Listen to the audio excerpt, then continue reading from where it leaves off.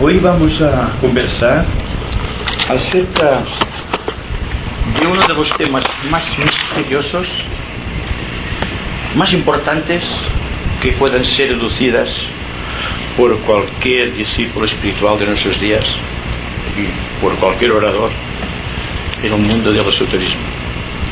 Se trata de Shambhala, es decir, el centro en donde la voluntad de Dios es conocida, el centro espiritual más influyente del planeta. Además, es el centro iniciático. En este centro se revelan los misterios a todos aquellos que sean capaces de comprenderlos y de actualizarlos. Es decir, de aquellos que no solamente poseen la fuerza espiritual, sino que también poseen la gran responsabilidad de actualizar esta fuerza.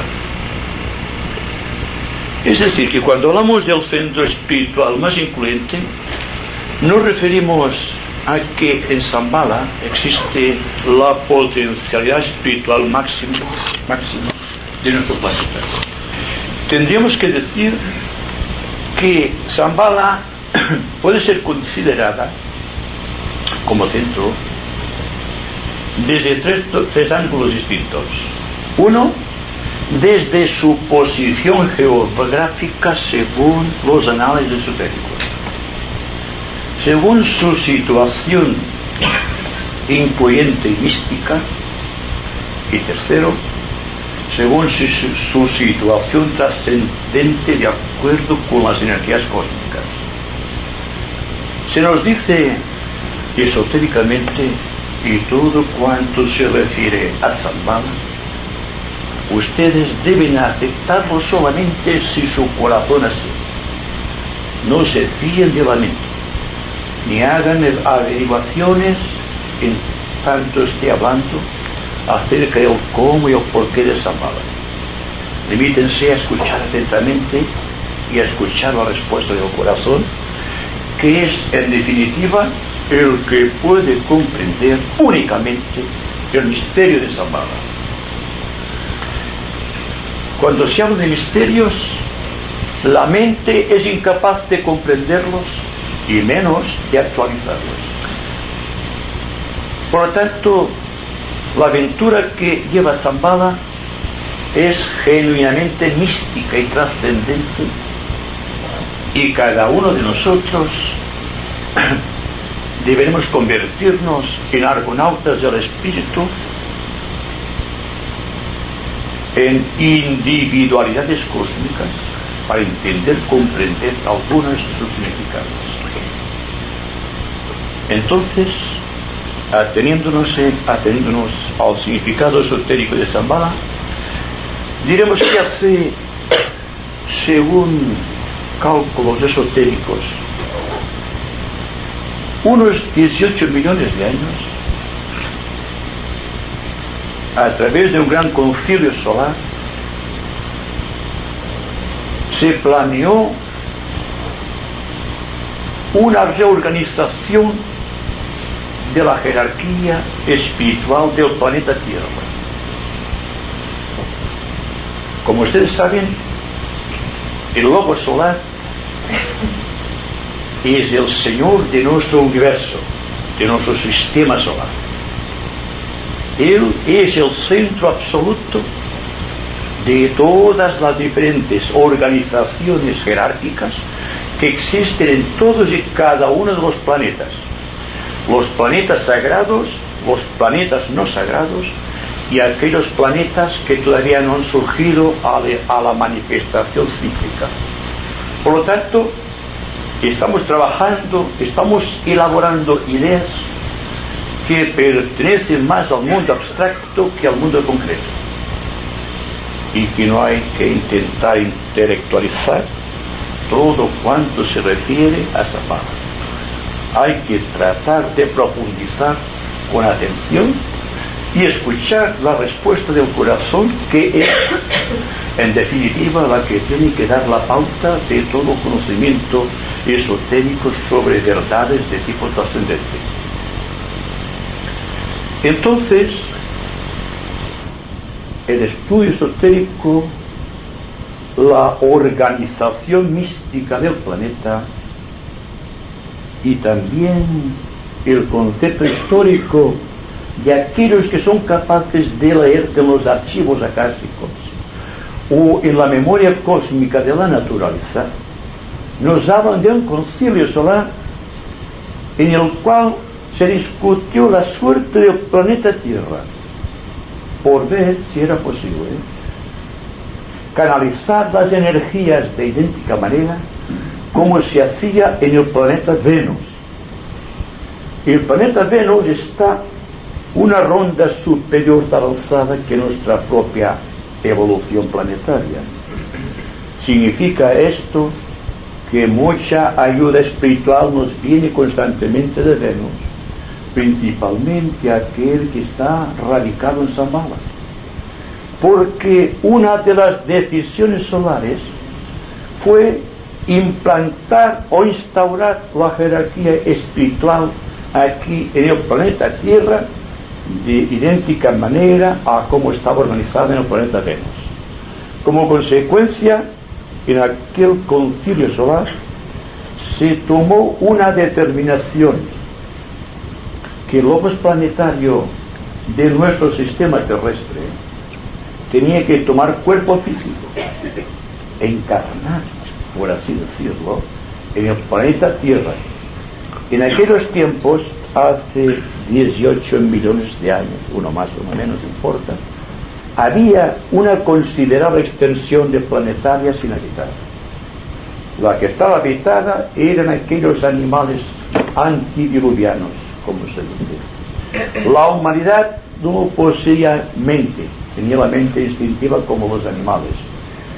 Había un hombre animal supremamente organizado en estructura física, era gigantesco, se nos habla de 3, 4 y hasta 5 metros, y naturalmente se han encontrado esqueletos hurgando en Asia Central, hurgando en Siberia, hurgando incluso en el terreno de los mayas de la antigua Atlántida, y que realmente habían hombres de esa estatura y que por lo tanto los datos históricos son ciertos.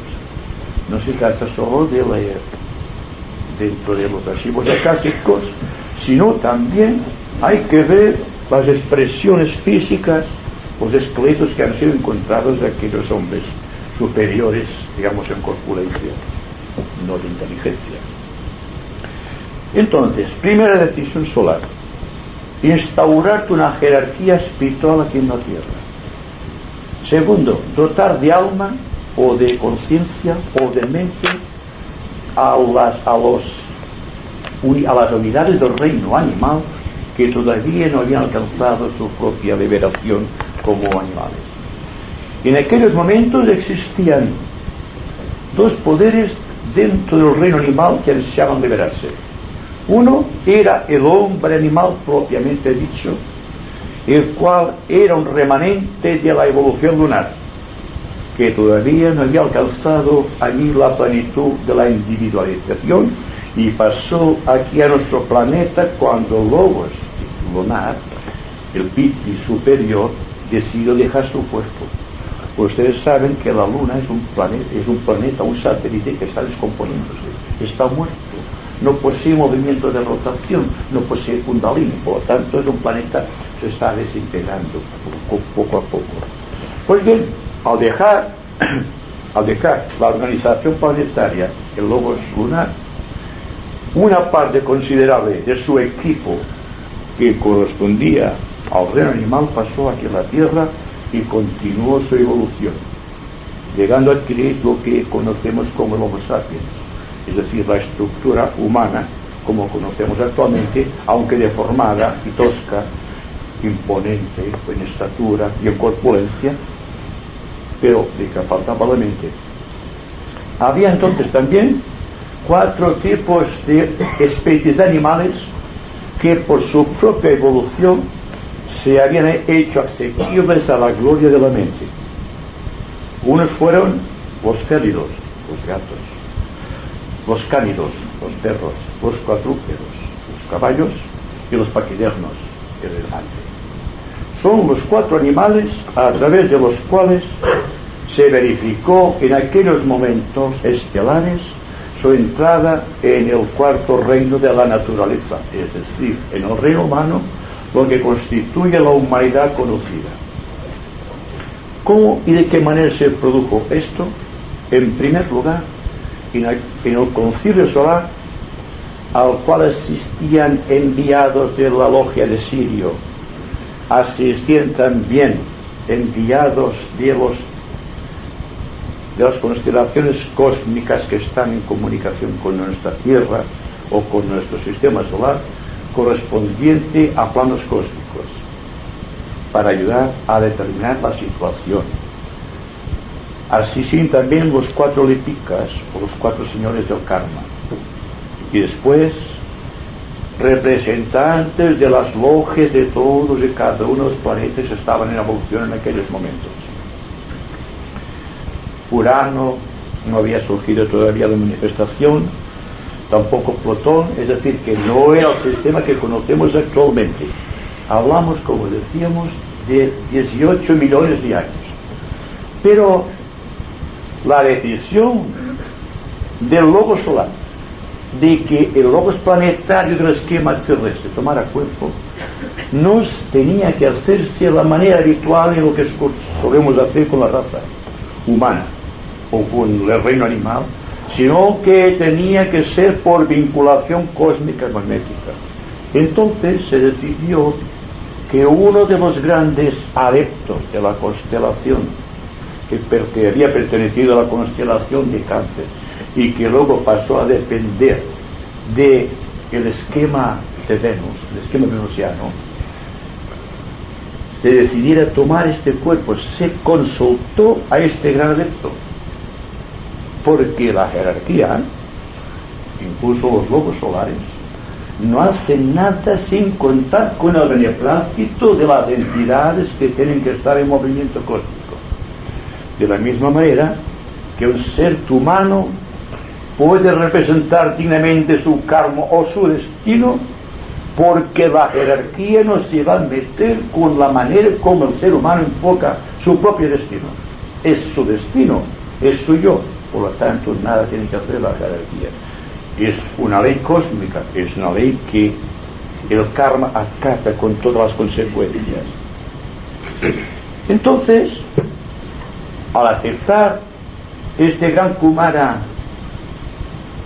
la necesidad orgánica de la Tierra y la necesidad espiritual del Dios planetario de tomar contacto con su cuerpo, el esfera terrestre, porque entonces solo había una línea monádica que partía del reino monádico, del logos planetario, y incidía en el plano físico.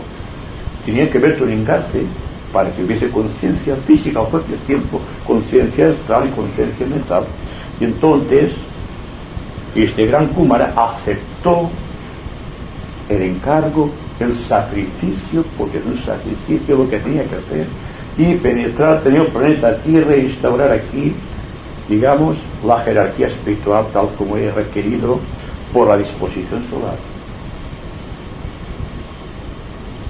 Una vez que Sanat Kumara, actualmente el Señor del Mundo, hubo acatado la decisión solar, de el corazón del Sol surgieron unas huestes angélicas que en lenguaje jerárquico se llaman los ángeles del Sol, no los ángeles solares, o los devas del Sol, para que en determinado lugar geográfico del planeta introdujera un talismán sagrado. Esto es prevenida del Señor del Mundo. El lugar elegido por la disposición solar, y mirando la organización estelar o el aspecto astrológico, se decidió que el lugar sería el mar de Gobi, por 7 situaciones en relación con el eje de la Tierra. Hay que tener en cuenta que la posición oblicua del eje de la Tierra implica que los aspectos cósmicos o solares o talismánicos deben ser mirados con mucha atención. Y hay dentro de la jerarquía solar los grandes estadistas del cosmos, los grandes geómetras, los grandes geógrafos, los grandes matemáticos, los grandes astrólogos que saben cuándo y dónde. Entonces, por razones obvias, se eligió una isla perdida, pequeñita, exuberante, que estaba situada en el centro del mar de Gobi. Se la llamaba la Isla Blanca, en situación o por lo que tenía que desempeñar. Y fue aquí donde los ángeles del sol, dentro de un positivo enfoque de energía estética, en conjunción con los devas lunares de la Tierra, introdujeron un talismán muy hondo aquí, en el mar de Gobi, pero situando céntricamente en la Isla Blanca. Al pasar de los millones de años transcurridos, el mar de Gobi desapareció. Lo que era mar se convirtió en un desierto. Y ahora todos los verdaderos esotéricos saben que la localización perfecta de Shambhala está en el desierto de Gobi, en Shambhala. Shambhala es la Isla Blanca perdida dentro de los subterráneos que hay en el centro de la Tierra. Pero cuidado, no se trata de materia orgánica física, se trata de una organización etérica que abarca con su campo magnético todo lo que es el desierto de Gobi y todo cuanto tiene que tener relación con el Asia. Todo cuanto nos viene de espiritual nos viene de esos puntos, de Mongolia, Manchuria, de la China, del Tíbet, de Siberia. Todo esto son realmente aspectos geográficos, aspectos históricos de aquella fuerza que primitivamente penetró procedente del sol aquí en nuestra tierra.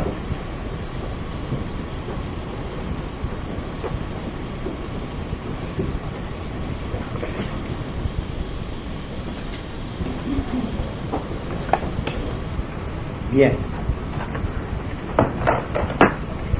una vez cumplido el primer gran requisito, como era introducir un talismán magnético procedente del Sol en las entrañas del planeta Tierra, en la Isla Blanca, automáticamente hubo un enlace directo que conectaba la Tierra con el planeta Venus. Porque no hay que olvidar que la jerarquía espiritual que tenía que ocupar el centro de Shambhala era de naturaleza cósmica, pero procedía de los planos ocultos del planeta Venus. La decisión de encarnar o servir de tabernáculo físico al logos planetario es la misma cuando nuestra mónada o el espíritu a través del alma busca un cuerpo. ¿Verdad que no encarna el alma? Es el alma en encarnación la que toma un cuerpo periódico. Pues bien, Sanat Kumara viene a ser el representante físico del logos planetario y también a través del cual se canalizan todas las energías del logos planetario. La instauración de la jerarquía por el centro místico de Shambhala tuvo efecto de manera similar a tal como está constituida la logia solar. La logia solar esencialmente está constituida, mirando ustedes, por un triángulo en el centro del cual está el logo solar. Y después hay lo que se llama la Divina Trinidad, o sea, Shiva, Vishnu y Brahma. En términos cristianos sería Padre, Hijo, Espíritu Santo. En el centro y logos. Los planos del sistema solar están regidos por arcángeles. Cuando hablo de Shiva, Vishnu y Brahma, me refiero a los arcángeles que rigen el plano ático, el plano anupadáquico o monádico y el plano ático. Pero después viene el plano búdico, en el cual está el arcángel Indra o Vayu. Después viene el mental con Agni, el astral con Varuna, y el físico, que es el arcángel Yama. Ustedes lo saben porque habrán leído libros esotéricos, y por lo tanto esto es continuación de lo que ustedes ya saben.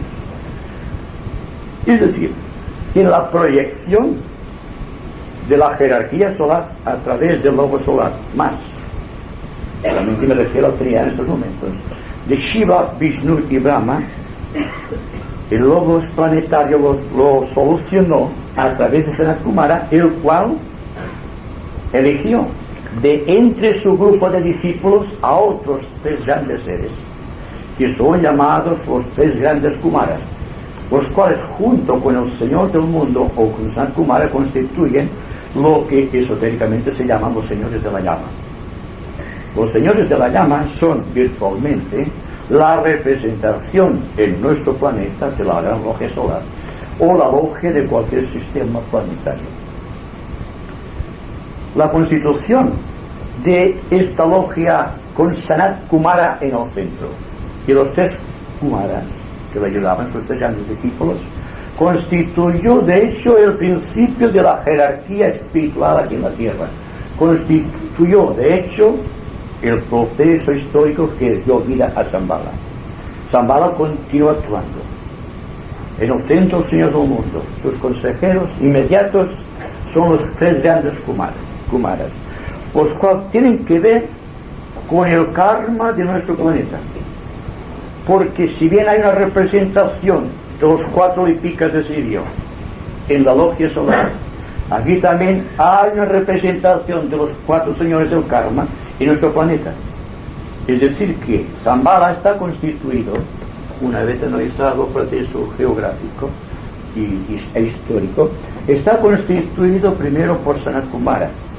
No hablemos de el logos planetario, que está más allá y por encima del conocimiento esotérico actual.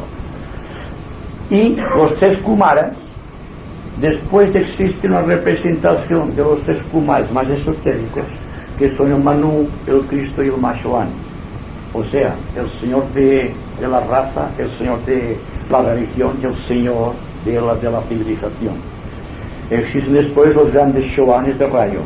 Ustedes saben que hay 7 rayos o 7 corrientes de energía que están, digamos, obligando al universo a surgir a través de un proceso de la evolución. Los maestros que conducen procedente de la fuerza ígnea de Shambhala. Los rayos son en este orden: el maestro Moria, el maestro Kutumi, el maestro Veneciano, el maestro Serapis, el maestro Hilarión, el maestro Jesús y el conde de San Germán. Estos son los 7 Shoanes de rayo que junto con los 3 grandes señores de departamento y los 3 grandes señores Kumaras constituyen Shambhala. Existe también una organización dédica. Los ángeles constituyen parte del secreto de Shambhala. Son aquello que místicamente llamamos los agentes de Shambhala.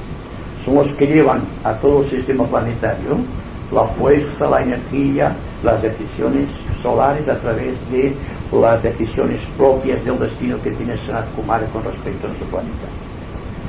Es decir, que Shambhala, que es lo más influyente, que es lo más perfecto de nuestro planeta, que es la fuerza misteriosa que lleva adelante el plan de la evolución planetaria, es de hecho una organización de tipo solar. En otra conversación hablaremos lo que constituyó dentro del planeta Tierra esta gran crisis de reajuste.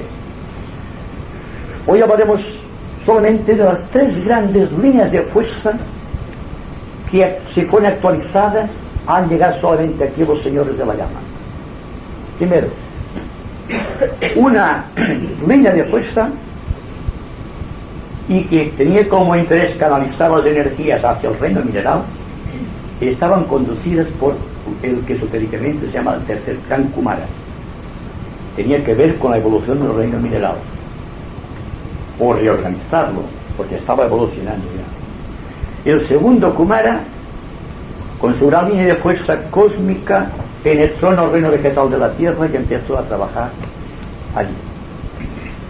Bien, después, el primer Kumara que penetró en el reino mineral, lo que decíamos al principio, estimuló el principio mental del hombre, que estaba incipiente, que era instintivo, y automáticamente el hombre empezó a pedir alma individual. Fue una súplica. El logos solar no puede intervenir, aunque sea en este caso, si el reino animal o las unidades de este reino que están preparadas no exigen tener un alma, no la solicitan. Se dice el lenguaje poético de los Puranas de Vishnu que los hombres animales elevaron un gran clamor invocativo, exigiendo del Creador un alma inmortal, y que a esta respuesta, o a esta pregunta, a esta invocación, el Logos solar envió a los ángeles solares. Los ángeles solares son la respuesta del Señor a la invocación del hombre animal exigiendo un alma. Ahora bien, el segundo gran misterio después de la instauración de la jerarquía es la venida de los ángeles solares. En el libro de los iniciados, un libro que se ha perdido por su vejez, estaba descompuesta ya, pero que se puede leer perfectamente en la luz astral de los acontecimientos, forma parte de la memoria cósmica, y al final se pierde. Se dice, en respuesta al clamor invocativo, está escrito en lenguaje césar, yo traduzco de la manera que puedo, lo que allí se decía. En respuesta de la invocación de los hombres animales, vinieron del corazón del sol los ángeles solares con sus carros de fuego. Aquí hay mucho que hablar, y tal como vulgarmente se dice, mucha tela que cortar.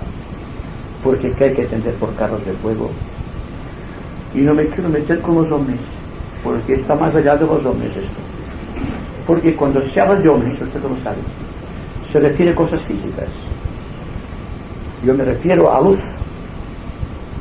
me refiero a sustancia etérica de una calidad desconocida. Por lo tanto, no tiene nada que ver con cuánto se puede decir acerca de los hombres en relación con esa mala. Otra cosa, ningún maestro, ningún iniciado tiene necesidad de un artefacto para volar por el espacio. Primero, porque tiene la facultad de crearse un cuerpo de luz para viajar a una velocidad superior a la luz por el aire. Por lo tanto, no tiene nada que ver con los ovnis, por rápidos que vayan. Entonces los ángeles, no hay que decir, son etéreos. Por lo tanto, ningún ángel tiene necesidad de un carro de fuego, tal como se dice allí. Ahora bien, si se examina en forma clara y evidente la venida de los ángeles solares con carros de fuego, se ve una gran oleada de luz que parte del corazón del sol y penetra en los etéreos planetarios. Es una gigantesca llamarada de fuego que va de un sitio al otro, pero no tiene nada que ver con ningún artefacto espacial. Mirad. Bien, quedan localizados estos prometeos del cosmos, tal como se define poéticamente, a los ángeles solares, en el cuarto soplano del plano mental. Y desde allí empiezan a emanar cada uno de ellos un tejido misterioso creado por los ángeles azules, que va desde su corazón al corazón de cada uno de los hombres animales, y otro que parte de su cabeza, también se dice esotéricamente, que va desde el centro coronario de los ángeles solares al centro, dentro del cerebro, donde queda localizada la mente embrionaria del hombre. Como consecuencia de esta interdependencia, el hombre animal empieza a lucir el germen de la mente, empieza a ser tu nombre, empieza a tener tu alma, por obra y gracia de los señores solares o de los ángeles solares. Cuando ha pasado una serie de millones de años en el cual la mente del hombre se va agudizando, desarrollando sus percepciones, cuando empieza a ser algo más que un proceso histórico que se está revelando a su alrededor, sino que constituye un gran participante en el gran drama de la historia, entonces se ve claro la fuerza de los ángeles solares y el inmenso sacrificio que han realizado descendiendo del cuarto subplano del plano búdico para penetrar en el corazón y en la mente de los hombres animales, dotándoles de vida consciente y de este proceso surge la humanidad, surge el hombre perfecto, que será con el tiempo, surge la esperanza de gloria a la que se refería Pablo de Tarso. Una vez llegado aquí, empieza la fuerza a trabajar dentro del hombre y como consecuencia la localización de los ángeles solares asciende al tercer plano del plano mental, y desde allí empieza a actuar la fuerza cósmica a través de aquellos hombres. Se ha avanzado mucho. El ángel solar continúa en el tercer plano del plano mental. Los hombres que están en el sendero espiritual, los discípulos espirituales y los iniciados han permitido que el ángel solar ascendiera al segundo subplano del plano mental. Y como que hay una misteriosa relación entre el segundo subplano del plano mental y el corazón de la divinidad por línea ejecutora y de rayo, no olviden ustedes que el segundo rayo de los rayos de nuestro universo, que permite que cuando llega el individuo a la altura del Cristo o a la estatura de Cristo, que se sitúa a la misma altura del ángel solar en el segundo subplano del plano mental, permite la liberación del ángel solar para que éste retorne al nirvana. El nirvana que está situado dentro del corazón del Logos, en aquel lugar místico que llamamos el corazón del Sol, del cual surge el amor que crea todas las cosas. Pero continuando, para dar una imagen pictórica más perfecta o más detallada quizá de la obra de los Kumaras, vamos a decir que el tercer Kumara que introduce su energía primero sobre la esfera de fuego que está en el centro y constituye el talismán sagrado que el Logos planetario depositó en el centro de la Tierra cuando empezó el proceso de condensación de los éteres, que una vez enfriado todo el planeta se quedó convertido tal como lo conocemos. Al avivar aquella fuerza produjo un cambio misterioso químico en el reino mineral. Por primera vez en la historia de este reino hubo una evolución trascendente. Una motivó que ciertos minerales se convirtiesen en piedras preciosas y otros permitió que adquiriesen esta terrible fuerza ignea que llamamos radioactividad. Desde entonces, desde el momento en que el tercer Kumara penetró en las entrañas del fuego de Kundalini, avivando su tremenda potencia, hubo en la naturaleza del reino animal esta característica y permitió que muchas de las unidades muy avanzadas del reino mineral, como esas que digo de las piedras preciosas y de la radioactividad, penetrasen al reino vegetal. En este reino se produjo un milagro de rara belleza, y esto correspondió al segundo gran Kumara, es decir, uno de los exaltados discípulos del Señor del mundo, procedente también de Venus. El cambio que se verificó en el reino vegetal fue, ante todo, dotar a la tierra del color verde que podemos contemplar hasta ahora. En aquellos momentos el color verde era amarillento. Vista la tierra desde un plano cósmico en aquellos momentos, se veía como algo como la paja. Era algo que muy diferente de esto. Era un verde casi amarillento. Pero la infusión de energía a través del talismán de este Señor, que procede en el segundo Kumara, hizo que la tierra resplandeciera en verdor. Además, muchos de los árboles frutales que solamente daban frutos ácidos empezaron a dar frutos dulces. Todo fruto que tiene que ver con el dulzor tiene que ver también con aquel momento estelar en que se introdujo el talismán del segundo gran Kumara en el reino vegetal. Otras plantas adquirieron sensibilidad casi orgánica. La sensitiva, por ejemplo, procede de aquellos tiempos. Y muchas especies vegetales que tienen sensibilidad, que había tocado, se apartan de vuestra sensibilidad animal, que son las que después por evolución pasaron a incrementar el reino animal. Aquí, el primer Kumara, el que preparó la mente de los hombres al propio tiempo preparó también los baluartes, o las grandes perspectivas, o las grandes plataformas a través de las cuales el hombre podía proyectarse hacia el futuro y crear su propio destino y su propia historia, y no es solamente una parte de la historia, sino el creador de la propia historia de su vida. El karma entonces empieza a ser consciente. ¿Cuál fue en el reino animal la expresión provocada por el primer Kumara? Fue la constitución del sistema nervioso. Es decir, que el sistema nervioso carecía de elasticidad. Y entonces se crearon los nadis. Los nadis es la contraparte del sistema nervioso en materia etérica.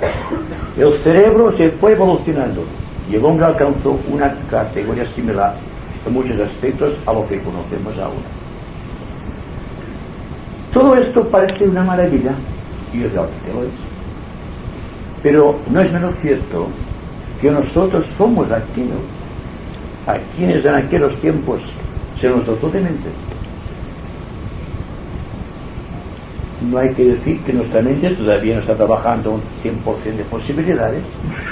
Se nos dice que la persona que tenga un 30% de evolución mental es un ser extraordinario. No obstante, hay que alcanzar el 100% de posibilidades y oportunidades.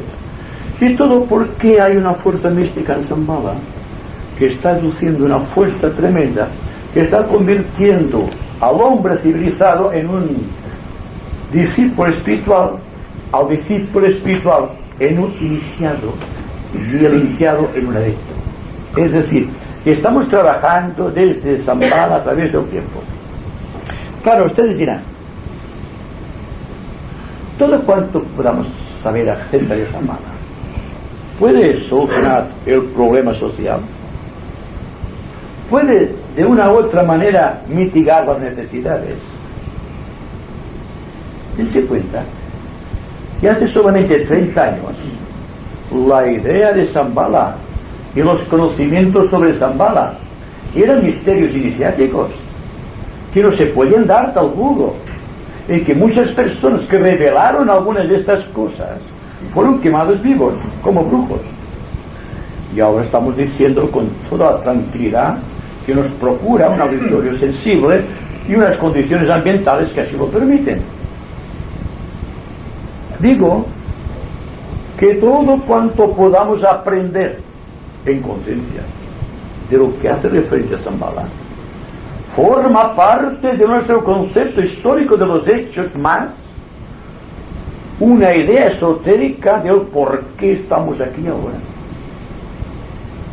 del porqué del karma y el por qué el hombre es libre aún dentro de sus limitaciones, porque se le permite actualizar el karma a su manera y que nadie le pide cuentas de cómo lo hace, si lo hace bien o lo hace mal.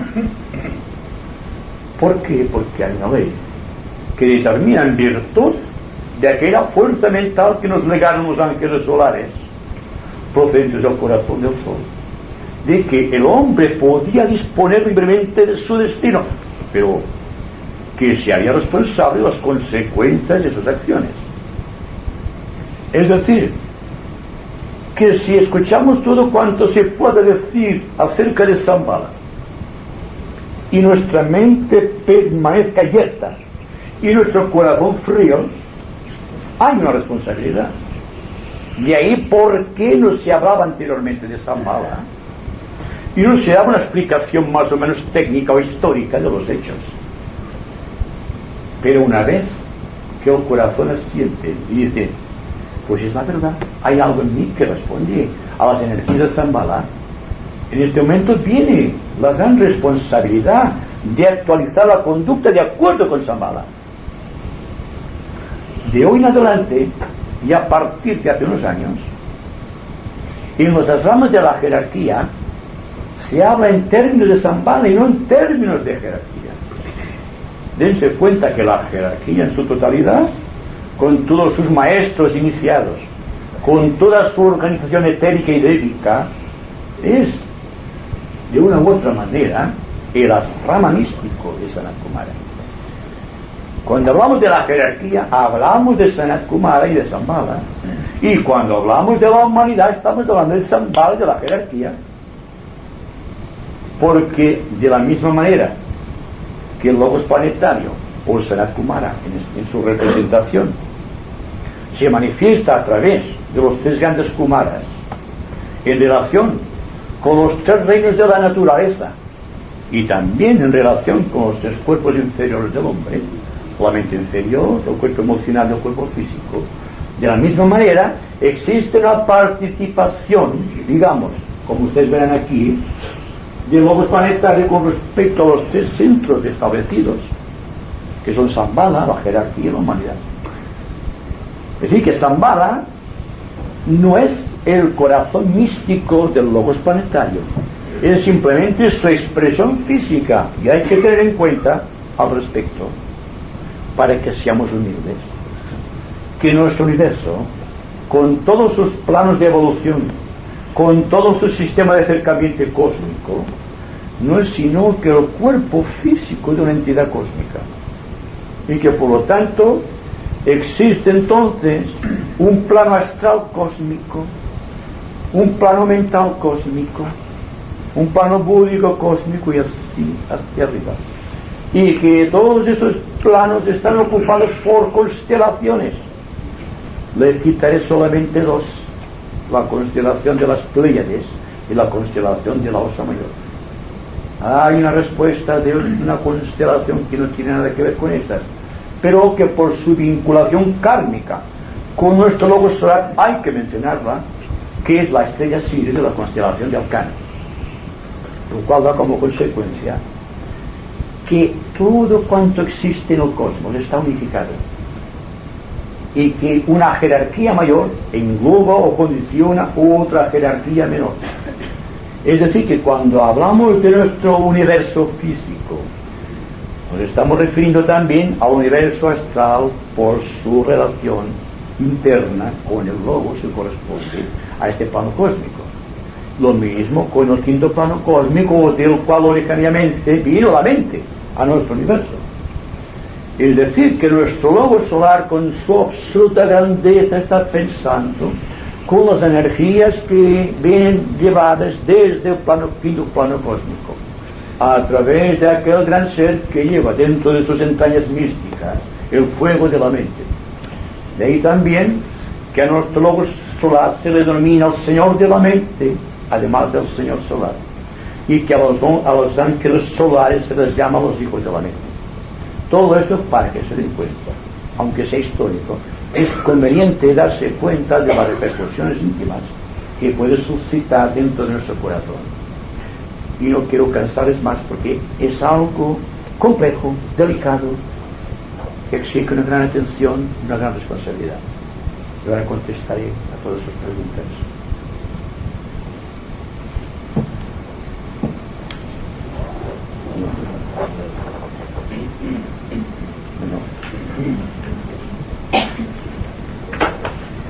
Quería preguntar una cosa. ¿Hay alguna relación entre este conocimiento que se nos ha dado recientemente de Shambhala, unos 30 años, con las energías del primer rayo entrante y el anillo? Sí. La evolución de Shambhala, porque Shambhala está evolucionando también, de acuerdo con el sistema cósmico, ha traído también una reorganización dentro de los centros místicos de la jerarquía, que son las ramas de la jerarquía, como se denominan esotéricamente. Como consecuencia de ciertas fuerzas cósmicas cargadas de centros cósmicos precisamente muy elevados, grandes constelaciones sobre nuestro sistema solar, proyectados sobre Sanat Kumara en este caso, después de pasar por el logos planetario, dan como consecuencia una revitalización espiritual de todos aquellos que estén dispuestos a aceptar todo el resto de los acontecimientos cósmicos sobre nuestro planeta. Dijimos otro día que solamente en nuestro planeta ha habido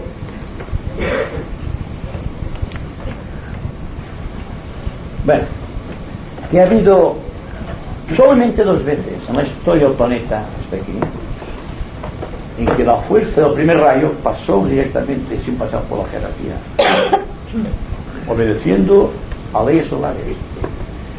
Y fue cuando fue destruido el gran continente de la Atlántida, por primera vez. Después vino la segunda expresión de la fuerza mística del primer rayo, cuando el hombre descubrió la bomba atómica, o la forma en que debía ser destruido la Tierra. En el primer caso, ustedes saben que cuando evolucionaba la sexta subraza de la cuarta raza, la raza atlante, los conocimientos técnicos de los atlantes eran tan extraordinarios que todo cuanto se puede decir hoy día científicamente estaba al cabo de la calle. Eran juguetes, computadores, incluso los pasillos volantes, construyendo.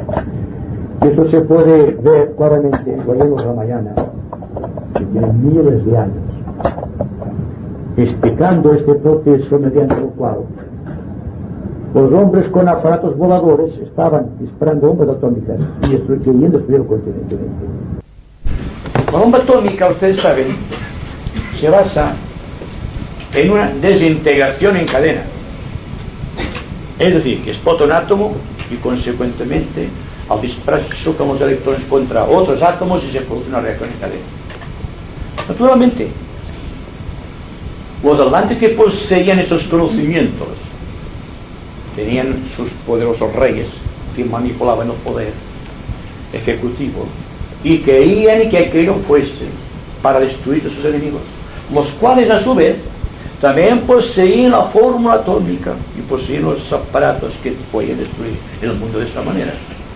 Y consecuentemente, la jerarquía en un concilio está solicitando ayuda del globo solar. El globo solar siempre es el Señor del universo. Como consecuencia, procede de la Osa Mayor una corriente de energía al primer rayo, pasa sobre Zambala y sin pasar por la jerarquía incide en la Atlántida. Y empieza el proceso de la destrucción de la Atlántida, que culmina en el hundimiento de este gran continente en las aguas de la Atlántida, del Atlántico. Son las veces que la fuerza del primer rayo ha incidido directamente sobre la humanidad. Ahora bien, actualmente existe una situación muy parecida. Existe una canalización de fuerza del primer rayo incidiendo sobre las ramas de la jerarquía y no directamente sobre la humanidad, lo cual sería una destrucción. Como consecuencia, existe una nueva ordenación del principio de revolución en lo que se refiere a nuestro planeta, y trae como consecuencia la activación de los centros superiores de los discípulos que están dentro de estas ramas. Naturalmente, la consecuencia inmediata o la respuesta sensitiva del discípulo es una reacción en contra. Es como la persona que toca una corriente eléctrica, porque naturalmente el discípulo conoce el fuego de Kundalini a través de los centros que se está actualizando, y también el fuego solar de su propio corazón, porque empieza más sus hermanos. Pero todavía no conoce la fuerza que viene directamente sobre el centro Sahasrara, lo cual es tremendamente potente porque procede del primer rayo o del fuego de Fuat, tal como se conoce en los anales esotéricos, y produce, como no hay armonía, puede producir dentro de la organización física del discípulo una reacción total que puede acabar con su vida. Y entonces existe lo que se llama místicamente el entrenamiento islámico para estos discípulos que están en posesión o que están siendo sujetos a la energía del primer rayo. Se les sujeta muy bien, en ciertos sentidos, en su mente inferior, para que pueda aprender los sentidos de la síntesis, y su corazón empieza a desvelar ciertos secretos. Pero para que su cuerpo no quede destruido, entran en lo que se llama la cámara de descompresión de Zambala, que constituye la segunda esfera concéntrica que está dentro del contexto de Zambala. Zambala tiene 7 esferas, les hablaré un poco de esto, que es muy interesante. la cámara de descompresión de Shambhala solamente pueden penetrar los discípulos que están en contacto con el maestro, porque la fuerza radioactiva de este plano les destruye también. Entonces, al entrar allí, se galvanizan, se preparan para recibir dignamente la fuerza del primer rayo sin que sus vehículos queden destruidos. Y ahí existe esta adaptación de muchos discípulos, lo cual no puede evitar que el discípulo se vuelva muy irritable. Es muy natural, porque es una fuerza que alistina el cuerpo físico, arriba las tendencias inferiores que tienen que surgir, o las enfermedades también de ciertos discípulos. Cuando hablamos de las enfermedades típicas de los discípulos actualmente, nos referimos a la fuerza que incide sobre los discípulos procedentes de Shambhala. Pero, como les decía, no destruye sus ligamentos etéricos por cuanto están dentro de una cámara protectora de descompresión, si podemos decirlo así, dentro del cual el propio Señor del mundo ha creado una barrera para que no pueda herir sus vehículos. Si no, no existirían vehículos apropiados para llevar las corrientes ígneas de la nueva era. Volviendo a las esferas concéntricas, muy interesante, y esto es muy interesante por un motivo muy importante, porque se nos habla de la cámara del concilio de Shambhala, y todo el mundo se pregunta, ¿dónde estará situada esta cámara de concilio? Les voy a decir que las dos últimas esferas de Shambhala, una contiene la cámara del concilio y otra, una cámara más pequeña, contiene el talismán sagrado que utiliza el Señor del mundo para iniciar. Es un lugar sagrado. Cuando se nos habla de Shambhala, se nos habla siempre del segundo o la tercera esfera que está contenido dentro del círculo de Shambhala. Es decir, al aumentar las iniciaciones, al aumentar la evolución del discípulo, va penetrando dentro de estas esferas que constituyen en su séptima división el reino místico de Shambhala. En lo cual estamos maestros, estamos Shoanes del rayo, estamos señores del karma, estamos señores de la llama, están los señores del rayo, los Shoanes, están los grandes discípulos, están los pequeños discípulos, y está la humanidad entera. Todo está aquí dentro. Pero una cosa es estar en la periferia y otra estar cerca donde está Sanat Kumara. Sanat Kumara tiene una constitución física del segundo nivel etérico. Significa que es invisible, como todo el reino de Shambhala, que está constituido precisamente de esta materia etérica. Es un lugar desconocido, digan lo que digan los geógrafos. Ahora bien, existe un campo magnético procedente de la evolución de Sanat Kumara, que todos cuantos pasan por ahí deben darse cuenta que hay algo magnético allí. Es la evolución mística de Sanat Kumara. Pero no todo el mundo irá a Shambhala y notará la influencia de la radioactividad, por decirlo así, del Señor del mundo. Pero dense cuenta que todos y cada uno de nosotros formamos parte de una corporación de almas que estamos asociados a alguna de estas esferas de contacto de Shambhala. Todos somos discípulos en ciernes, y quizá entre nosotros existan discípulos en probación, quizá existan discípulos aceptados, quizá haya también discípulos en el corazón del maestro, y quizá haya algún iniciado de nosotros, quién sabe, ¿verdad? Porque el iniciado está tan ajeno a su propia vida por su impersonalidad que tampoco sabe si lo es. Es decir, que cuando la persona pretende ser iniciado es que no es. Porque la persona que es iniciada no lo dice. Existe el voto inquebrantable que se recibe en la cuarta esfera de Shambhala, en el cual queda sellado para siempre los labios del iniciado, y no puede decir nada de lo que ve, nada de lo que oye, y nada de lo que podía decir acerca de Shambhala, con riesgo de su propia vida. Desde el momento que el iniciado, nos sucederá naturalmente, de la cuarta esfera, toma contacto con alguna persona en el plano físico y le revela un secreto, automáticamente pierde la razón o pierde la vida. Porque están trabajando con materia que no corresponde a nuestra evolución. Están trabajando con la energía pura del espíritu a través de Sanat Kumara. Es decir, que como les digo, no basta poseer ni el conocimiento ni la fuerza, que entraña el conocimiento. sino que hay que contar con la responsabilidad. Una persona será tanto más responsable cuanto más inteligente y cuanto más amor sienta por sus hermanos. No lo olvidemos. Y esta es la regla de Shambhala.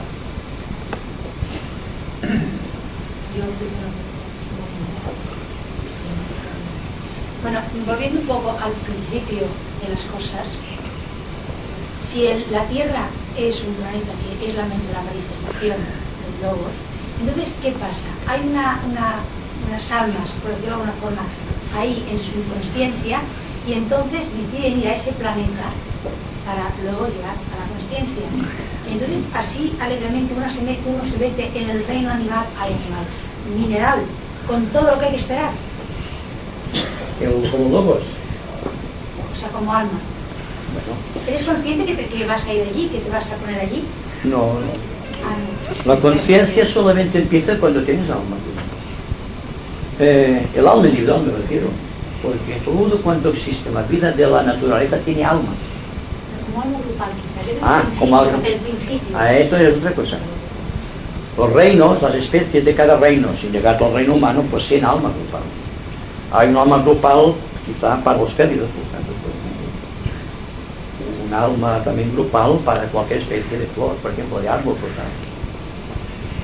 Es la evolución dentro de esta alma grupal lo que hace fructificar las unidades de conciencia que serán luego los que poseerán mente y alma organizada.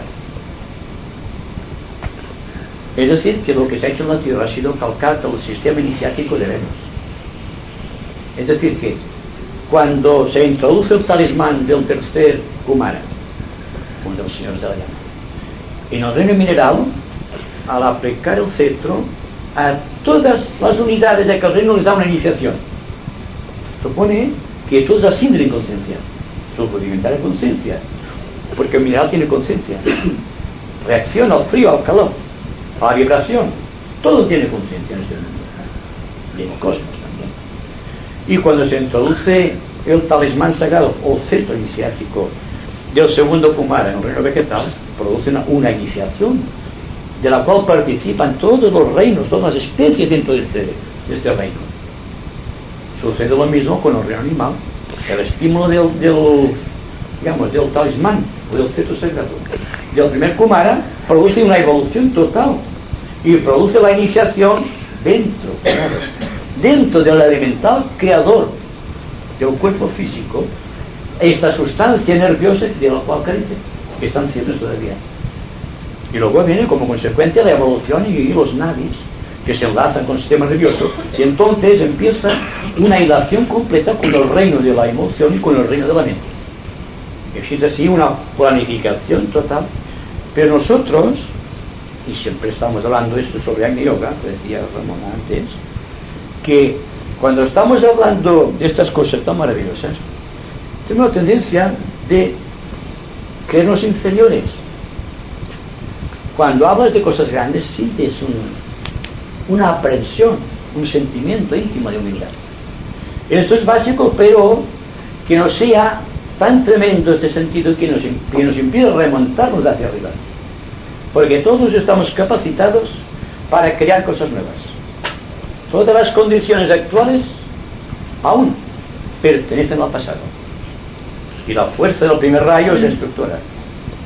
Hay tres grandes fuerzas, tres grandes líneas de fuerza que fueron traídas por los tres Kumaras.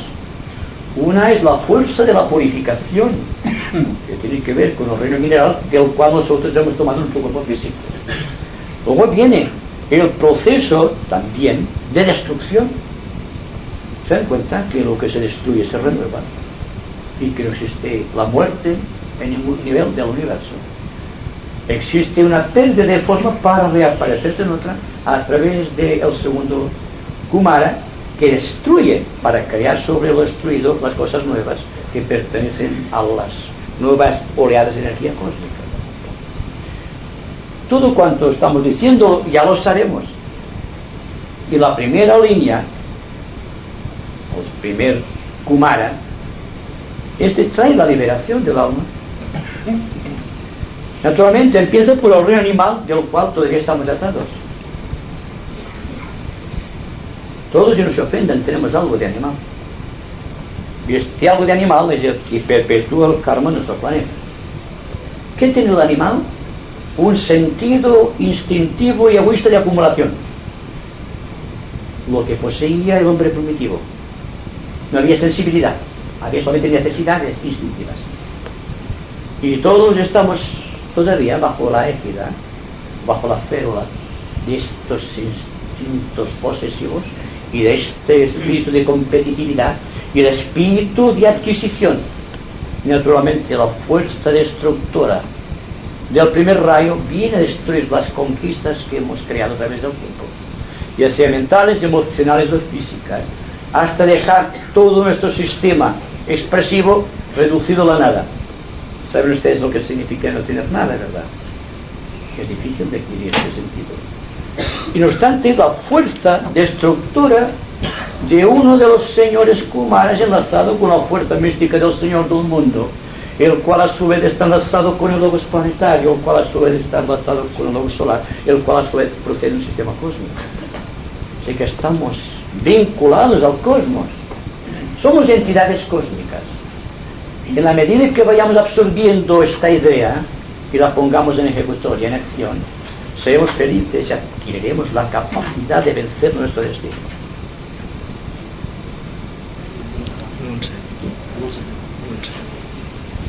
Yo quería preguntar, ¿qué diferencia hay entre el Señor de este mundo y lo que llaman a veces el príncipe de este mundo, cuando citan al principal de las energías negativas que quieren mantener el planeta sin evolución? Bueno, siempre hay envidiosos, como se dice. Cuando hay la envidia de la gloria del Señor, existe una contraparte, que son los señores de las sombras. Pero no hay nada que hacer. No hay nada que hacer. El bien siempre es superior al mal. Pero se dice, primero, la persona educe el bien y separa el mal. Después destruye la plataforma donde se apoya el bien y se queda sin nada. Ahí está la dificultad de la Agni Yoga. Cuando quedas flotando en el vacío, en un universo de inseguridad y no sabes dónde asirte. Porque la verdad, que hablamos de otro día, está entre las fronteras que limitan el bien y el mal, o lo bueno y lo malo. Lógico que para el Señor que ha creado las cosas no tiene que ver nada bueno y nada malo. Es único en su esencia. Somos nosotros que, o bien, ahora nos apoyamos en el bien, ahora nos apoyamos en el mal. Y así vamos de la dualidad y siempre estamos traficando en el mundo de los conflictos. Y nadie es tan bueno ni tan malo que no pueda organizar su vida de una manera mejor. Para llegar a lo óptimo, a lo superior, hay que pasar de un lado al otro. Muchas veces el péndulo, cuando se queda en el centro, varado ya completamente para siempre, entre el tiempo y el espacio, entre el bien y el mal, entonces existe la liberación. A la que se refiere Pío Samur, a la que se refería Buda, y a la que se refería Hermes Trismegistus, porque solamente existe una verdad. Es a través del tiempo que cambian las normas establecidas como dialéctica o como lenguaje, pero siempre es la misma verdad. Una verdad que no es para analizarla, no es para sacar conclusiones, sino que es para vivirla y organizarla después en forma social.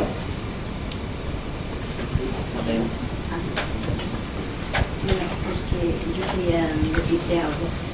Se dice, ¿verdad?, que la liberación del átomo se hizo por fricción, porque la humanidad en su avance y en su perfección tendrá que ser por fusión, que es la diferencia de la fricción. Entonces esto será de tipo psicológico, ¿verdad?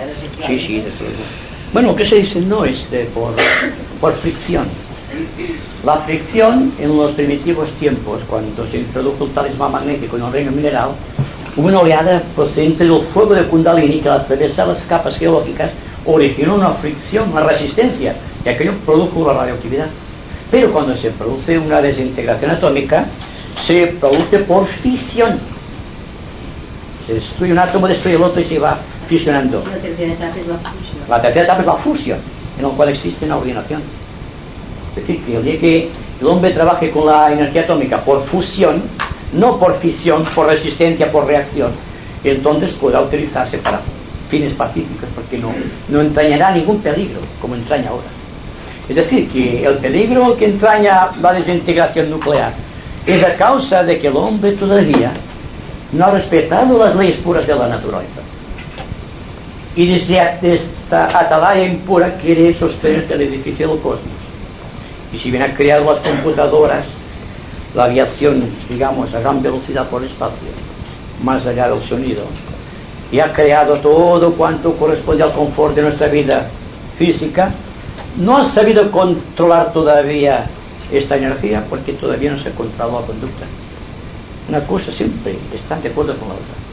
Cuando la persona, nosotros que somos personas que estamos organizando el mundo en forma social, seamos puros y complacientes con los demás, tengamos correctas relaciones humanas y nuestra divisa sea la buena voluntad y no la adquisición del egoísmo y no la falsa, pretendida, el pretendido amor a través de dejar a una persona, por ejemplo, al lado del camino, es decir, que lo dejamos porque nosotros somos diferentes o nos creemos diferentes por raza, por credo, por color.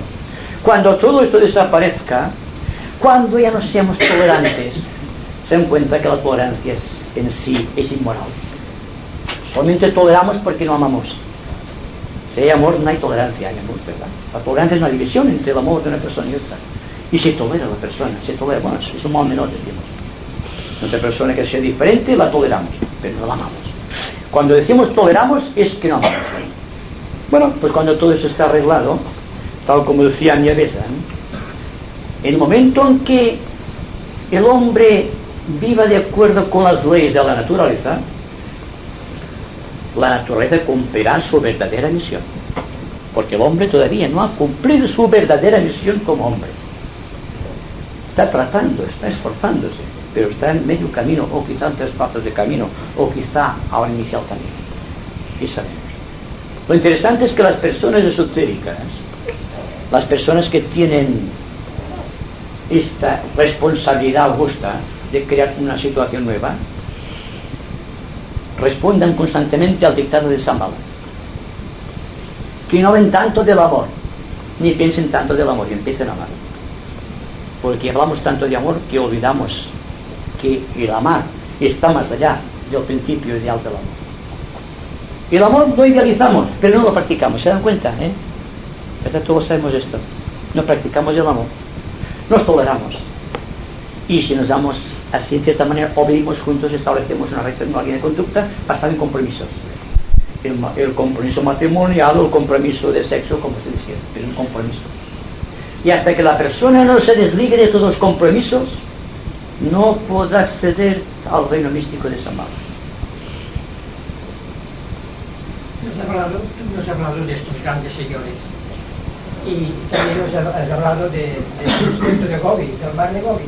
Pero de estos clientes de aquí, ¿tienen algún significado? Todo tiene significado, esperaba decirlo lo último, ¿verdad? Perdona. No. Porque has dicho que preguntábamos por eso. Todo el mundo sabe, los que han leído esoterismo, libros esotéricos, teosóficos, que cuando se habla de Shambhala, se habla del centro más influyente del planeta. Cuando se habla de Sigatse, se habla de Shangri-La. Shangri-La y Sigatse son la misma cosa, es el lugar donde viven los maestros, donde, como está en materia etérica, están viviendo en una perpetua primavera. Los árboles son frutales, todo está nevado y ahí está esta forma tan mística del reino vegetal cuando está llevado por los dioses o por los devas. Tenemos Lhasa. Ustedes saben que Lhasa es donde están los monasterios tibetanos más importantes, o principal, por ejemplo. Existe Darjeeling. Darjeeling es esotéricamente muy importante porque es uno de los centros planetarios en donde el señor del quinto rayo ha depositado un talismán. Hay también un talismán del segundo rayo en Ginebra, otro en Nueva York, otro está en Inglaterra, en Londres, y otro está en Tokio. Hay 5 talismanes que están preparando la venida del gran señor. Todos estos talismanes proceden místicamente de Shambhala. Y de la misma manera que los señores del sol o los devas solares introdujeron un talismán del logo solar en el desierto de Gobi, que todavía está en vigencia, porque es el talismán que utiliza el logos planetario o Sanat Kumara para iniciar a los discípulos. Existe también en cada uno de esos puntos una fuerza tremenda que puede ser recogida si los vehículos están perfectamente adaptados. De ahí que hay que estar muy adaptados a las fuerzas, porque hay muchos lugares magnéticos en el mundo. Y cuando la jerarquía, impulsada por Shambhala, quiere crear una nueva raza, una nueva civilización o simplemente una ciudad importante, primero hay que ir los devas, los necesarios, que sean necesarios en este caso, azules, violetas o verdes, para instalar dentro un talismán que servirá de vehículo a entidades superiores cuando el momento sea llegado. Cuando fue Colón a América, había un talismán que guiaba las carabelas. Y esto dicho en la historia de la logia. La lástima es cuando empezaron a trabajar de esta manera tan despiadada, que ha traído para España una gran fuerza tremenda que impulsa la evolución al sentido contrario. Mucho de lo que acontece hoy día en España es producto de cuando América fue descubierta. El talismán estaba allí y tenía que ser Cristóbal Colón, con carabelas españolas. Porque entonces España representaba la primera potencia del mundo y le correspondía por naturalidad de ser lo primero llegar allí. Tal como actuó Colón y los que le precedieron, es lo que ha creado un gran karma que tiene que extinguir nuestra raza. España tiene un gran karma a cumplir con América por lo que hizo aquí y por lo que tiene que rectificar aquí y allá. Es decir, que todo cuanto está en este mapa tiene su contexto. Dense cuenta que está enlazando todo el Asia. El centro del Asia está en el desierto de Gobi en este caso, y Rusia, China, todo este aspecto de la India, del cual nos viene, en Rusia nos viene la parte acuariana, prescindiendo de lo bien o lo mal que se han comportado a través del tiempo los estadistas de este gran país. No olviden ustedes que son profetas de Shambhala, que dan que dar cuenta si no se portan bien, porque hay un talismán en un cierto lugar de la Rusia soviética que está llevando una orientación detenida. Y a lo que se dice con respecto a la Unión Soviética se puede decir con respecto a la India o con respecto a China, donde existen grandes fuerzas talismánicas en proceso de estructuración, en proceso de desarrollo, hasta que constituyen una entidad mística que será una nueva civilización. Es decir, hay tantas cosas que explicar sobre Shambhala y nuestra mente es tan limitada que resulta difícil hacerlo comprensible. Sí, quería preguntar, antes cuando has hablado del planeta Sirio, sí. Me he acordado de que en Egipto tiene una cierta veneración al planeta Sirio. Sí. ¿Existía entonces alguna relación o conocían ellos ya la relación que existía entre los dos planetas? Es que Sirio, cuando estaba la segunda, tercera dinastía, cuando se crearon las grandes pirámides de Keops, entonces la cámara de la iniciación, cuando se abría, estaba a cierta hora, la estrella Sirio estaba delante. Ahora está la estrella polar, porque como está orientada con el eje magnético de la Tierra y con su oblicuidad, entonces está fabricada, las pirámides están fabricadas, esto de Keops, de una manera especial, que cuando el iniciado se levanta por la mañana, después del aspecto iniciático, al surgir la luz de la estrella Sirio delante. Pues la importancia de Sirio, porque los faraones en principio eran grandes iniciados, y los sacerdotes.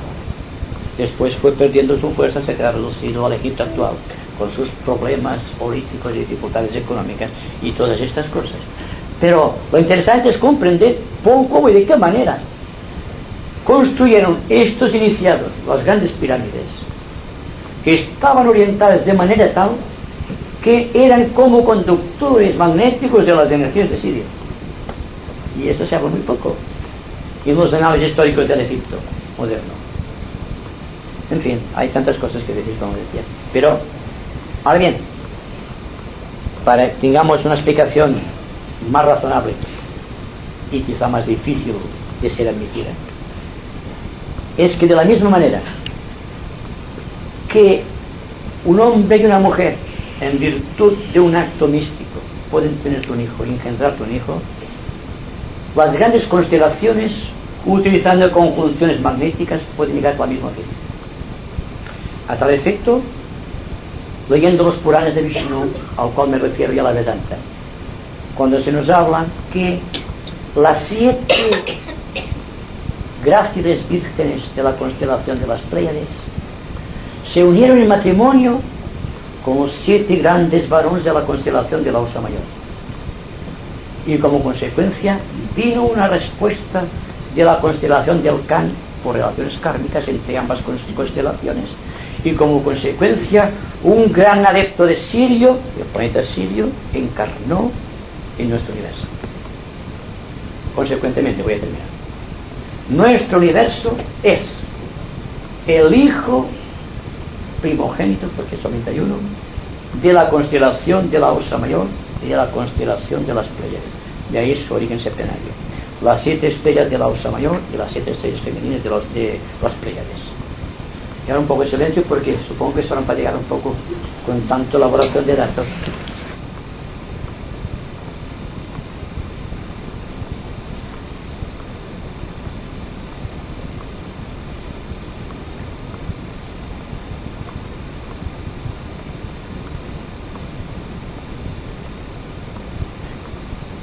Muchas gracias.